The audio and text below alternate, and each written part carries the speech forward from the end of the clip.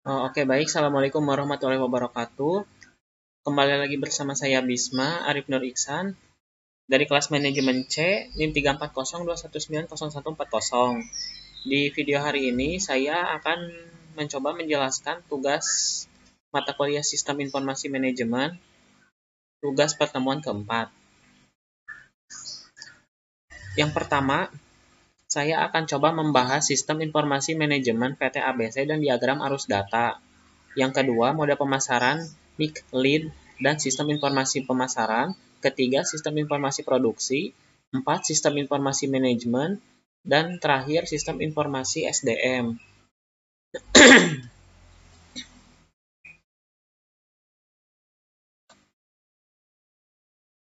Yang pertama, sistem informasi manajemen PT ABC dan diagram arus data. Dimulai dari sini, sistem informasi manajemen PT ABC, di mana sistem informasinya digunakan oleh pemakai. Dan lingkungan lain perusahaan baru untuk perusahaan lain. Di sini juga sistem informasi manajemen PT ABC melakukan faktor jual ke pelanggan dan pelanggan melakukan order jual ke PT ABC. Dan kaitannya dengan pemasok, sistem informasi manajemen melakukan order beli ke pemasok dan pemasok melakukan faktor beli ke PT ABC.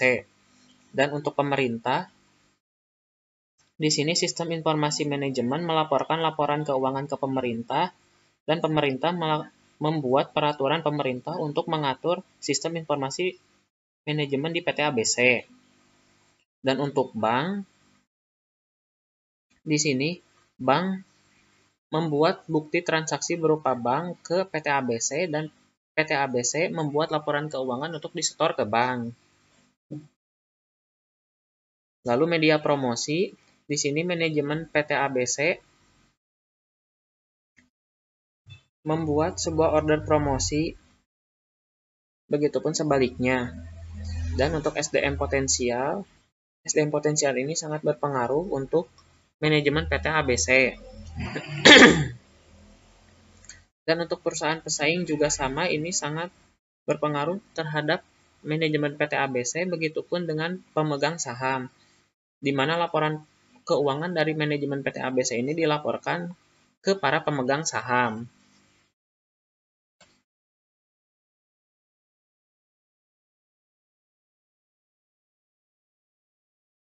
Lalu ada diagram arus data. Di sini lingkungan perusahaan lain, di mana data lingkungan perusahaan lain baru ini menuju ke sistem informasi manajemen. Dan sistem informasi manajemen melakukan order promosi ke media promosi dan media promosi memberikan bukti promosi ke sistem informasi manajemen. Dan pemasok ini melakukan faktur beli ke sistem informasi produksi dan sistem informasi produksi melakukan order beli ke pemasok. Pesaing dengan data produk pesaing baru memberikannya ke sistem informasi produksi. Dan data SDM pesaing akan diberikan ke sistem informasi SDM yang berasal dari SDM pesaing, di mana data-datanya akan dikirim ke sini, ke sistem informasi SDM. Lalu selanjutnya sistem informasi manajemen melakukan faktur jual ke pelanggan dan pelanggan melakukan order jual ke sistem informasi manajemen. Lalu kemudian dari sistem informasi manajemen ini melakukan data pemasaran pesaing baru dan sistem informasi manajemen ini mendapatkan informasi pemasaran bagi pemakai. Lalu selanjutnya model data sistem informasi manajemen, di mana model data ini memberikan data produksi ke sistem informasi produksi dan dari sistem informasi produksi, data produksi baru diberikan ke model data sistem informasi manajemen. Dan sistem informasi SDM ini mendapatkan peraturan pemerintah baru yang akan didapatkan di sini, dan model data sistem informasi manajemen mendapatkan data SDM dan peraturan pemerintah untuk diberikan ke sistem informasi manajemen SDM.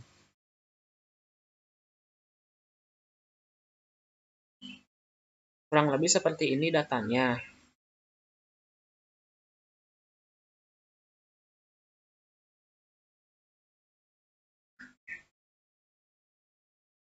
Lalu selanjutnya ada diagram arus kas. Kurang lebih seperti ini.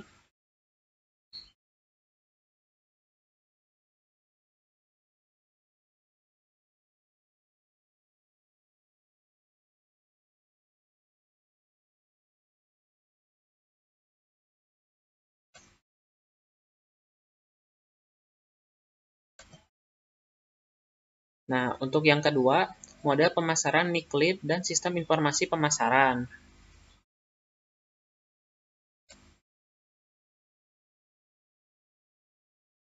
Kurang lebih, model pemasarannya seperti ini. Sistem informasi pemasaran dapat terdiri dari sistem akuntansi penjualan, sistem informasi intelijen pemasaran, dan sistem informasi riset pemasaran yang merupakan sistem input pemasaran dan sistem pelaporan. Terdiri dari produk, tempat, promosi, harga, dan integrasi, di mana semuanya disebut bauran terpadu. Sistem informasi akuntansi penjualan memberikan banyak sekali data yang diperlukan oleh sistem informasi pemasaran, di mana data-data tersebut sifatnya terperinci dan berkaitan dengan masalah keuangan, baik yang bersumber dari dalam maupun dari luar perusahaan. Lalu, subsistem informasi riset penjualan memberikan fasilitas untuk merancang, mengumpulkan, menganalisis, dan melaporkan data hasil riset di bidang pemasaran sistematis. Lalu ada data sekunder, bisa berasal dari sumber intern, berupa laporan laba rugi, neraca, laporan penjualan, invoice, catatan persediaan, dan hasil riset terlebih dahulu. Lalu publikasi pemerintah, berupa laporan statistik tentang perkembangan sosial ekonomi. Lalu ada buku, jurnal, dan majalah, berupa jurnal pemasaran, jurnal riset, dan lain-lain. Lalu data komersil, berupa data yang diperoleh dari suatu perusahaan penjual data seperti PDBI. Lalu ada data primer, merupakan data yang langsung dikumpulkan oleh petugas perusahaan. Tahap-tahap riset penjualan yang pertama, merumuskan masalah dan tujuan riset. Kedua, menyusun rencana riset. Ketiga, melaksanakan rencana riset. Lalu subsistem informasi intelijen pemasaran. Setiap hari, mengumpulkan data dan informasi berkaitan dengan lingkungan perusahaan, khususnya mengenai pesaing untuk membantu para manajer mempersiapkan juga menyempurnakan rencana pemasaran. Tugas-tugas intelijen adalah mengumpulkan data, mengevaluasi data, menganalisis data, menyimpan data intelijen, mendistribusikan data intelijen. Informasi pemasaran untuk kepentingan intelijen dapat diperoleh dari berbagai sumber. Misalnya, informasi yang diperoleh melalui sebuah perusahaan yang dimiliki oleh karyawan yang bekerja di perusahaan lain sebagai seorang eksekutif, teknisi, ilmuwan, bagian pembelian, sebagai saksinya. Kedua, informasi diperoleh pada saat penerimaan pegawai melalui karyawan pesaing. Ketiga, informasi diperoleh dari orang yang berbisnis dengan pesaing. Terakhir, informasi melalui pemasok atau konsumen. Selanjutnya, substitusi output pemasaran atau pelaporan. Yang pertama, substitusi informasi produk. Kedua, substitusi informasi harga. Ketiga, substitusi informasi tempat. Keempat, substitusi informasi laporan lainnya. Ketiga, sistem informasi produksi, di mana model dari sistem informasi produksi ini seperti ini.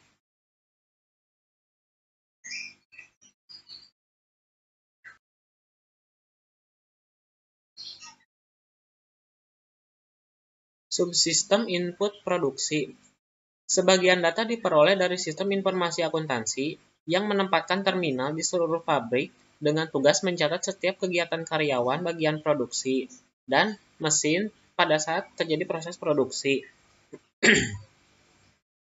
Data yang berasal dari subsistem produksi atau rekayasa produksi.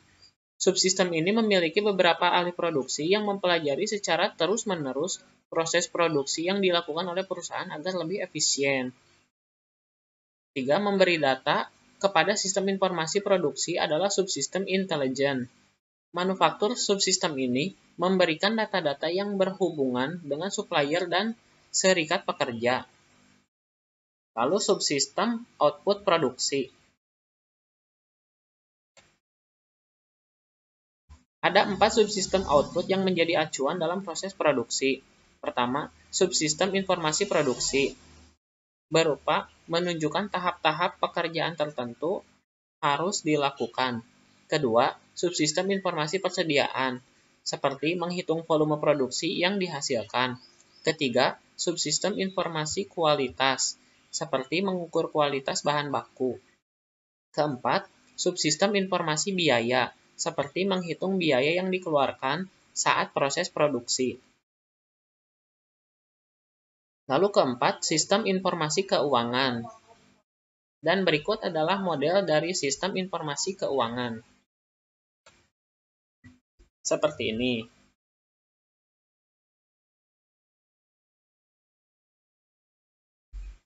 Subsistem input keuangan.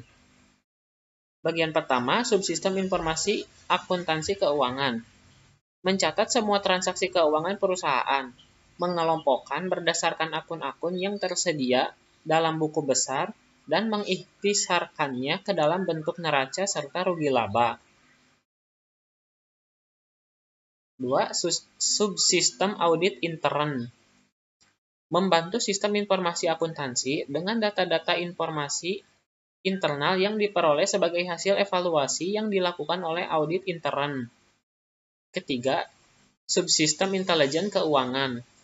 Mengumpulkan data yang berasal dari lingkungan luas, perusahaan yang mempengaruhi arus uang komunitas keuangan, pemegang saham, pemilik, dan pemerintah. Lalu subsistem output keuangan. Yang pertama, subsistem informasi peramalan. Melakukan peramalan jangka panjang antara 5-10 tahun sehingga dasar untuk perancangan strategis. Kedua, subsistem informasi manajemen dana. Manajemen ini seringkali ingin mengetahui apakah keuangan perusahaan mengalami surplus atau deposit, sehingga mereka bisa membuat rencana bagaimana menanganinya. Ketiga, subsistem informasi pengendalian. Menyiapkan anggaran operasi dan memberikan masukan-masukan kepada manajer, sehingga mereka dapat memonitor biaya yang dikeluarkan dibandingkan dengan anggaran. Dan terakhir, sistem informasi sumber daya manusia. Dan berikut ini adalah model dari sistem informasi sumber daya manusia.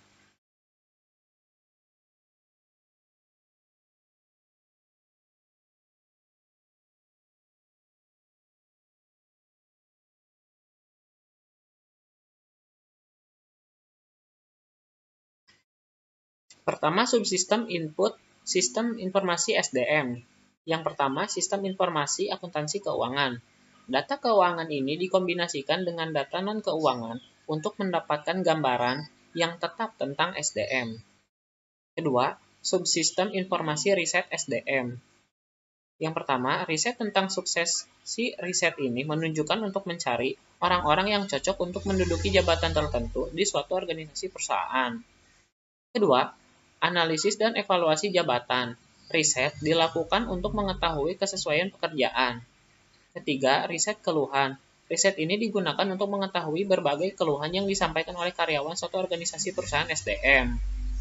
Dalam meneliti berbagai keluhan yang menuntut dari karyawan, riset ini juga harus memiliki tingkat kompensasi yang harus diberikan, pengaruh lingkungan terhadap ketersediaan SDM bagi organisasi, dan data-data keadaan terakhir yang akan memengaruhi arus SDM.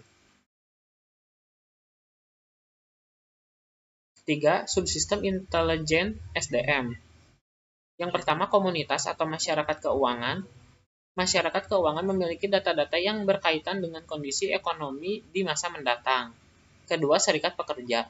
Melalui sekretariat pekerja akan diketahui berbagai tuntunan dan keluhan dari para pekerja. Ketiga, pemasok SDM. Keempat, pemerintah sebagai pihak yang mengeluarkan peraturan tentang ketenaga kerjaan. Lalu selanjutnya, subsistem output sistem informasi SDM. Yang pertama, subsistem informasi perencanaan tenaga kerja adalah sistem informasi yang menghasilkan informasi tentang kondisi SDM saat ini dan kebutuhannya di masa yang akan datang seperti jumlah, jenis, dan kualitasnya. Kedua, subsistem informasi penerimaan pegawai digunakan untuk menelusuri lamaran-lamaran sebelum diterima dan juga digunakan untuk mencari tenaga kerja yang tersedia yang cocok untuk menempati suatu pekerjaan tertentu. Ketiga, subsistem informasi kompensasi yang digunakan untuk mengkompensasi karyawan atas apa yang telah mereka kerjakan.